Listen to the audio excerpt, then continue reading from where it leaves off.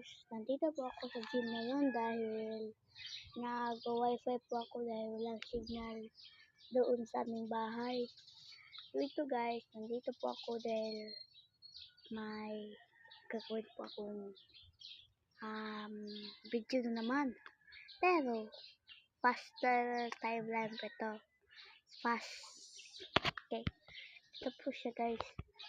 May natutulog dito sa gym guys. Ang puti niya guys, tapos meron siyang itim guys.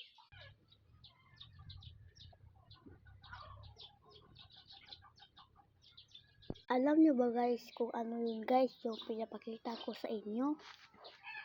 Comment lang po kayo sa comment section. Huwag na pong kalimutan mag-subscribe and share ito sa ibaba. Kung alam nyo yun yung pinapakita kong video sa inyo na natutulog sa gym, comment lang po. Bye!